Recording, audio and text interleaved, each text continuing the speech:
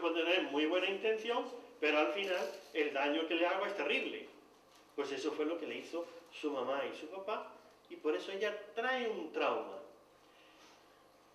Que pretenden solucionarlo de otra manera.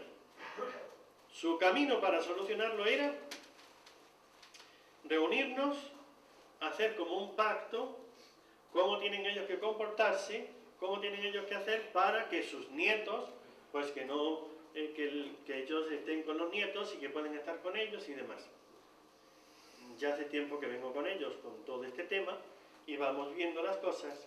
Ahora ya hemos llegado a este punto. Digo, si ella es sanada, ella va a ver la situación con otros ojos totalmente diferentes. Mientras que ella siga con una herida, o sea, si te meto el dedo en el ojo, tú no vas a poder mirar tranquila y serenamente el panorama. Te irrita los ojos. ¿Qué es lo que te ocurre? Que necesitas bajar la luz. Y claro, un buen panorama o una cosa bella sin luz se ve diferente. Se ve diferente. La realidad la ves cambiada. ¿Por qué? Porque tienes una herida. Esa herida que tú a lo mejor no sabes de dónde la has recibido, es lo que necesitas ser curado, ser sanado, ser liberado. Le dije a Juan, porque esta persona, fíjense, empezamos a hacer, esto es lo que quería ahora leerles, en una de en nuestra formación, como sacerdote, vino un liturgista. Este liturgista nos daba unas clases, nos decía, los sacramentos causan la gracia que santifica. Los sacramentales, hay diferencia entre sacramentos y sacramentales, pero no le voy a dar una clase de teología, así es que no voy a meterme en ello. Los sacramentales son muchos, pero hay 3 clases de sacramentales. Los sacramentos son 7. Los sacramentales son muchos. De estos sacramentales hay 3 clases. Y para mi vergüenza, les tengo que decir que esta es una clase que tuve hace tiempo y ayer lo leí y anda, y nunca me había enterado yo de esto. Imagínese los demás. Los sacramentales se distinguen en 3 clases. Primero, consagraciones. Segundo, bendiciones invocativas. Y tercero, exorcismos. Las consagraciones constituyen cosas o personas del uso profano y las reservan para uso sagrado. Si han visto alguna vez la consagración de un templo, de una iglesia o de un altar, yo he tenido la gracia de poder asistir, por ejemplo, en la Sagrada Familia, alguno de ustedes creo que también asistió, a la consagración del templo de la Sagrada Familia y con Benedicto XVI la consagración del altar. Y ven que empezó a derramar el crisma en forma de cruz y lo hacía con la mano y restregaba y aquí y allí y allí, lo manchó por todas partes el altar, lo untó, pero vamos, abundantemente de santo crisma. Y luego se fueron por todas las columnas principales, también untando, que eso cuando entras a un templo, si ves que las columnas tienen una cruz, es porque es consagrado. Si no tienen cruz, es porque es bendecido el templo. Entonces la consagración dedica especialmente para el culto de Dios. Los votos que hacen los solemnes, los religiosos, son votos donde dedican a la persona a Dios. Por eso son personas consagradas. Todos somos dedicados a Dios por el bautismo. Es la primera consagración y la más importante. Pero sobre esa consagración hay una consagración añadida de más dedicación, que es los votos consagrados, donde uno se consagra a Dios de por vida. Yo ya soy una persona consagrada, de tal manera que uno va haciendo así. Y los objetos, el cáliz, por ejemplo, cuando una cosa es consagrada, un cáliz eso es una copa. Bueno, ¿y para qué sirven las copas? ¿Para qué sirve un vaso? Pues un vaso sirve para beber, ¿verdad?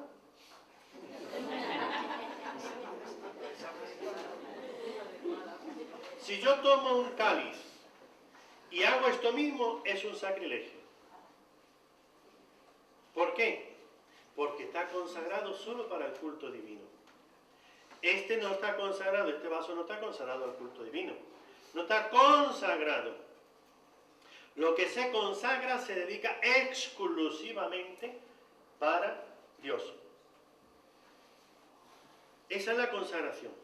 Por eso el templo, perdónenme, un templo consagrado para dedicarlo para hacer otras cosas es un sacrilegio del lugar.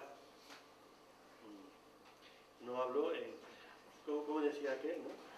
Cualquier coincidencia con la realidad, pura coincidencia. O sea, yo no denuncio, nada, yo no me estoy refiriendo a nadie, a nada, a ninguna cosa, etcétera, no. No hablo de conciertos y bailes y cosas de esas, yo no me refiero a nada de eso, ¿no? Pero si hay alguna coincidencia, no ha sido mi intención. Primero. Segundo, la consagración es de lugares, de objetos y de personas. Esos son sacramentales. Traen gracia de acuerdo a la fe, por eso una misa en un templo no es lo mismo que una misa en un comedor. La misa es la misma, las gracias no, las bendiciones no, los méritos no, la devoción no. Que yo haga aquí la misa, perdóneme, es válida, pero no tiene las mismas gracias, no tiene los mismos méritos, no se hace con la misma devoción que si vamos a un templo consagrado que está santificado y dedicado exclusivamente para Dios. Entonces la acción de Dios es mucho mayor. Luego vienen las bendiciones invocativas. Sirven para pedir a Dios su protección. Mea culpa, mea máxima culpa. Mi vida sacerdotal, yo esto nunca había caído en la cuenta, hasta ahora. Yo siempre, ustedes saben, el agua bendita. Por si acaso, esta es agua normal. Si yo le hago la señal de la cruz, no es agua bendita. Los sacramentales, para que el agua sea bendita, el sacerdote tiene que tener el carácter sacerdotal o diaconal. El diácono también bendice el agua y es agua bendita. Pero hay que hacerlo porque así lo pide la Iglesia, no porque yo lo quiera decir, con una oración de bendición del agua, para que sea agua bendita. Ahora, si yo digo una oración aprobada, la que sea, pero una oración de bendición, es agua bendita. Y ya es otra cosa. Es un agua que hemos invocado la acción de Dios para bendecir, para traer gracias. El agua bendita se utiliza, como ustedes saben, bueno, santiguándose, echándose uno, rociando el lugar. Hay distintos modos de usar del agua bendita. Todo eso son invocaciones de bendición de Dios. Se bendicen lugares, se bendicen los campos, objetos, los campos, las casas, las habitaciones, la calle, la ciudad, el mar. Se puede bendecir cualquier lugar físico. Se puede bendecir objetos. Se bendicen las medallas, las imágenes, las personas, una bendición. Se dan muchas bendiciones. Cada bendición podrá tener más o menos una validez de acuerdo a la bendición, ¿no? Y una bendición más o menos permanente, etc. Se bendicen personas, objetos y lugares. Y pasan a ser cosas bendecidas hasta que se profanan. Cuando se profanan pierde la bendición. O sea, cualquier objeto profanado hay que volver a bendecirlo. El rosario, si se ha hecho con el rosario algo indecente, hay que volver a bendecirlo para poder tener más gracias cuando yo rezo con ese rosario. Y así otras cosas. Y ahora voy a lo que quería. los exorcismos. El exorcismo se pide, se da la bendición sobre cosas o personas para expulsar demonios. Es decir, la bendición del agua, el agua bendita, es para invocar gracias. El agua exorcizada es para expulsar el demonio. ¿Comprendemos? Entonces yo puedo dar dos clases de bendición en el agua. Consagrar el agua. ¿Se consagra el agua? No, esto ya es una parte, ¿no? Esta es una pregunta, una trampa, ¿no? A ver, para despertar a los dormidos. ¿Sí o no? No. Sí.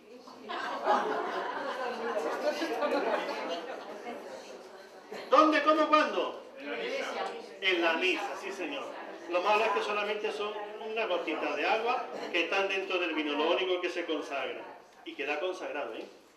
Queda consagrado. Pero solo eso. No hay agua consagrada. O sea, un vaso de agua, una botella de agua no se consagra. Pero sí se bendice. Pero la bendición puede ser doble. De bendición o de exorcismo. Según el uso que se le vaya a dar. Cuando yo lo que quiero es recibir gracias, se puede beber perfectamente un vaso de agua bendita. Eso no hace daño. Y trae gracias. Si se lo hago con fe, aumenta las gracias. La gracia santificante. Pero si yo lo que quiero utilizar el agua para expulsar el mal, más que el agua bendita, es el agua exorcizada. De tal manera que las bendiciones del exorcismo se hacen exorcismos sobre lugares. En la habitación de esta niña era la única persona que sentía una presencia en esa esquina, y ahí la niña es que lloraba, pataleaba, no había manera de... La ponías y se iba, ¿no? Al lado contrario de la casa. Haciendo exorcismos sobre el lugar, llegó ya a quedar en paz y ya estaba tranquila y ya la niña no pasaba nada. Hubo que hacer el exorcismo sobre el lugar y exorcismo hasta expulsar el mal. Otra persona ya, una catequista, me dijo, su casa, habían comprado una casa, tenía un jardín, en ese jardín, dice, en esa esquina todo lo que planta se seca. Crían animales, todos los animales se enferman y se mueren. Que si un pato, que si se le retuerce el pescuezo, que si no sé qué, y total, que se muere. El otro que se queda ciego y que se muere. No había maneras. No podía criar animales y no podía plantar nada. Es común. Y los niños se asustan. Juegan y se van al otro extremo del jardín. Pero en esa zona del jardín no podían. Entonces empezó a hacer el exorcismo sobre el lugar. Después de un tiempo me dice, ya los animales no se mueren, pero se espantan, pero no se mueren. Y bueno, pues hay que seguir todavía, ¿no? En esa casa anteriormente había vivido una persona que hacía abortos. Por eso es importante saber la historia, conocer, porque a veces no sabemos por qué pasan las cosas, pero pasan por algo. Por algo suceden las cosas. Entonces, no basta con bendiciones. Una bendición sin más, pues es invocar una gracia, pero no es liberar, pero no es sanar, pero no es expulsar el demonio.